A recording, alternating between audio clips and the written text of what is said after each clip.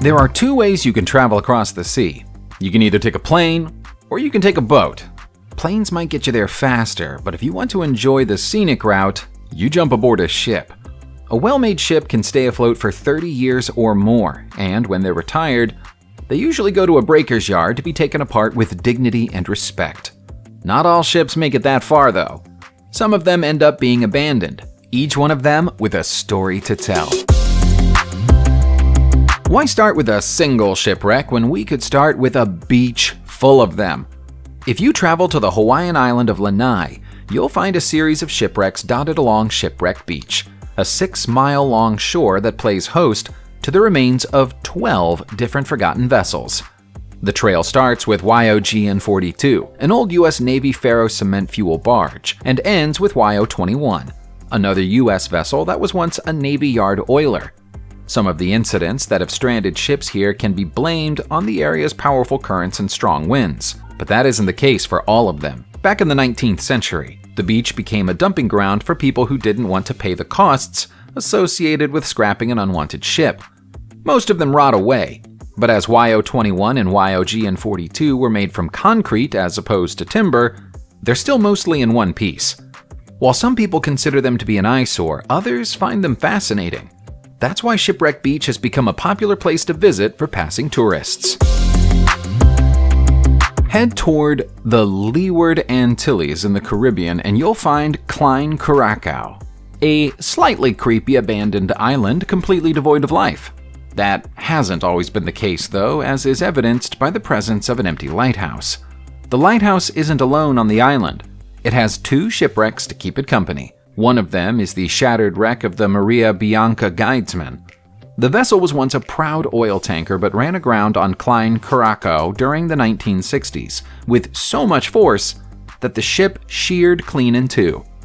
Obviously, that made the idea of salvaging the vessel completely out of the question, and so the battered shell of the ship has been slowly falling to pieces in the sun for almost 60 years. The second vessel is harder to identify, but it's possible that it would tell a shameful story if it could talk.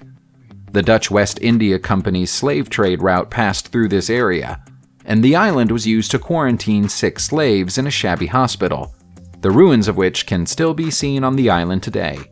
This second ship might well have been a slave ship, which would explain why nobody's ever owned up to leaving it there.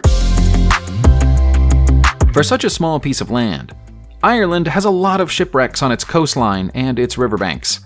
One of the most notable is in Ballynaquay, County Mayo. That's where you'll find the abandoned SS Creetboom, trapped forever on the River Moy. The vessel is over a century old and owes its strange choice of construction material to the fact that traditional shipbuilding materials were hard to get hold of during the First World War. The Creetboom was built in 1917 and was put into service shipping iron ore from Spain to England. After the war was over, the Creetboom was bought by a London-based company and started transporting coal to and from mainland Europe.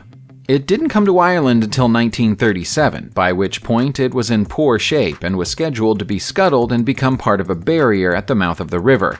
But it struck rocks on the final leg of its journey and began taking on water. All that could be done for the stricken vessel was to tow it to midstream, and that's where she's been ever since.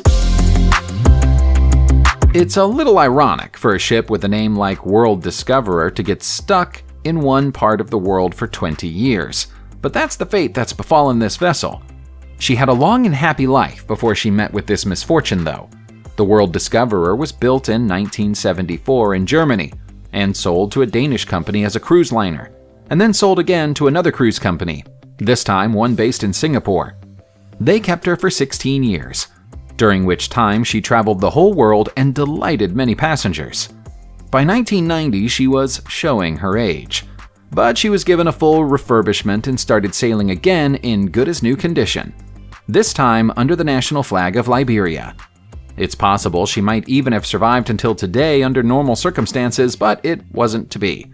She hit a reef close to the Solomon Islands in April 2000, and the damage was severe. All of the passengers were rescued, but her heroic captain Oliver Croyce chose to remain on board and pilot her to Roderick Bay. That allowed all of the valuables on the ship to be salvaged. but no more could be done for the 26-year-old ship. As strange as the idea of a concrete ship might sound, Great Britain wasn't the only country that built them in the past. You can find the remains of another one in the lower reaches of the Volga, close to Astrakhan in Russia, not far from the Caspian Sea. Not much is known about this strange-looking wreck. It's a hybrid creation partially made from concrete and partially made from steel. Based on its size and its internal layout, it would be reasonable to guess that it might have been a tanker back when it was in serviceable condition.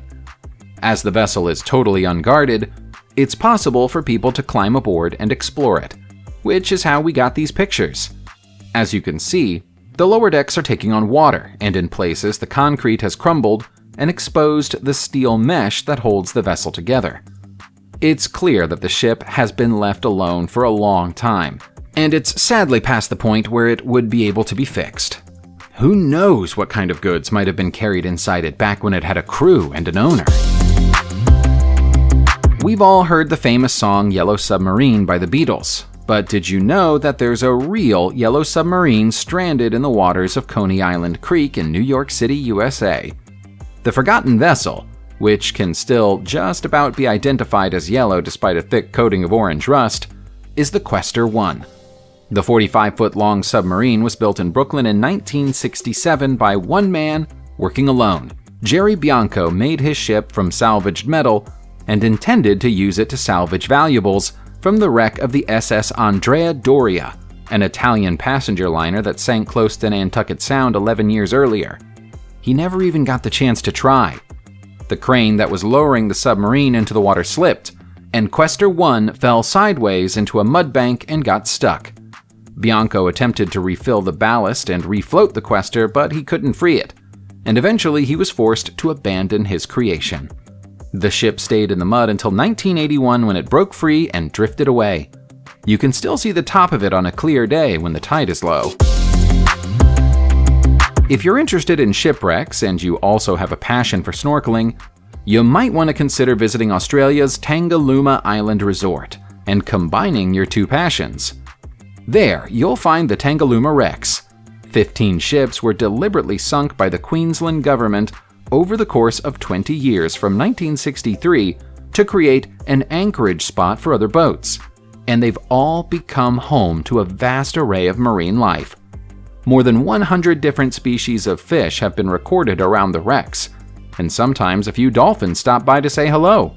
After so many years in the water, some of the ships have deteriorated more than others, but the silhouette of the Mayboro, built in 1885, is still easy to identify as you look upon the site from the safety of the shore. The Bream, the Morwong, the Kookaburra, and the Pelican are also among the members of this scuttled club.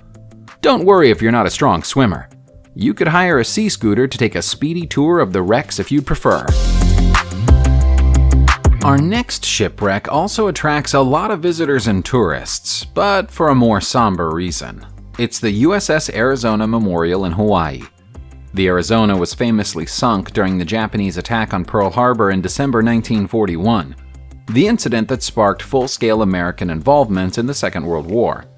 The memorial was built 20 years after the attack and allows around 2 million visitors each year to get close to the wreck without disturbing it.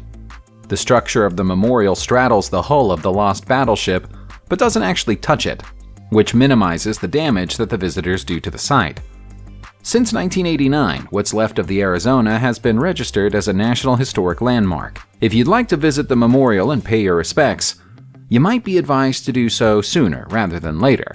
A large crack was noted on the exterior of the Arizona in May 2018, and although it was repaired, it quickly cracked again. Visitors were suspended for a full year after that.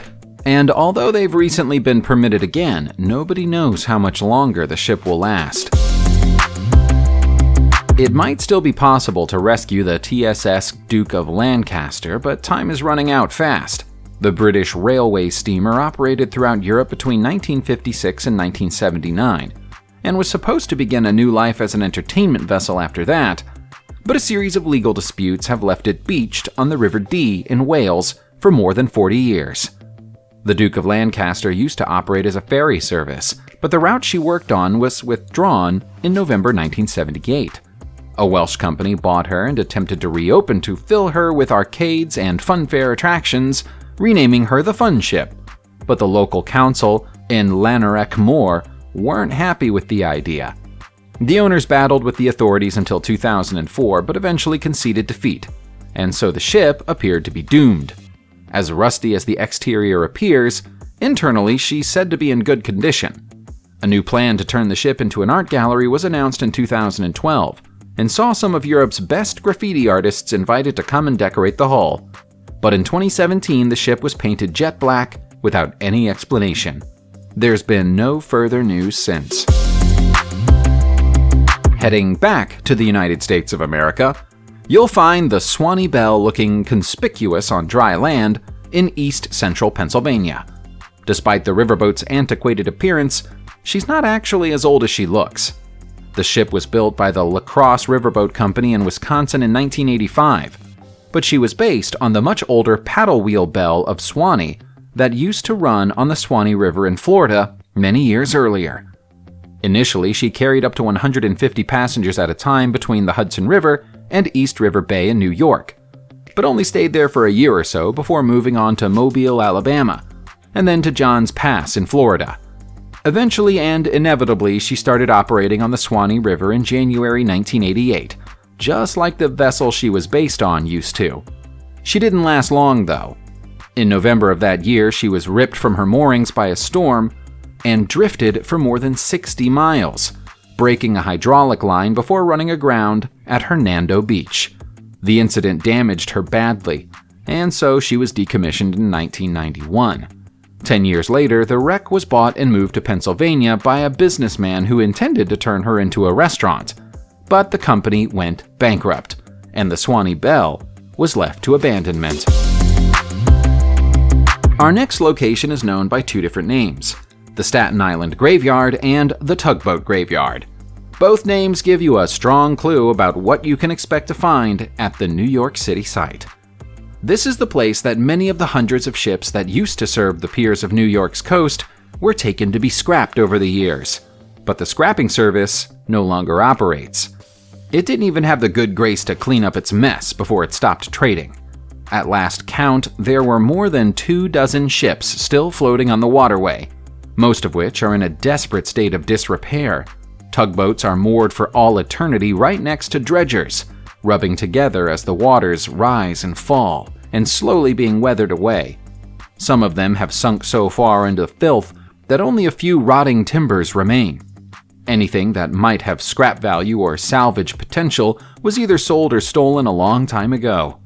Now the sad remnants of these old boats have no owner and no future. The site is an eyesore, and it's a wonder that the city hasn't done anything about it since 1990. It's a lot easier to identify the wreck of the USS Inaugural in St. Louis, Missouri, than it is to identify anything at the Tugboat Graveyard, but it's still a rusty, abandoned spectacle of a ship. In her prime, she was an admirable class minesweeper that saw action during the Second World War, when she sailed to Okinawa, but she was decommissioned long before she ended up in this state. When she first arrived in St. Louis, she became a floating war museum. But she was torn from her Mississippi River moorings by the Great Flood of 1993 and carried downstream. She didn't make it far. She ended up sunken on her side half a mile away. For most of the next 20 years, it was impossible to gain access to her. But an unusually dry spell in 2012 lowered the level of the river and exposed the shell of the Inaugural for all to see. What was there wasn't pretty. It was immediately obvious that she didn't have any future use other than as a canvas for the area's graffiti artists, and so she was eventually sold for scrap. That's a sad end for a ship with such a distinguished history. Subscribe to the channel, turn on the notification bell, and enjoy watching new videos on my channel. Thanks for watching, and see you soon!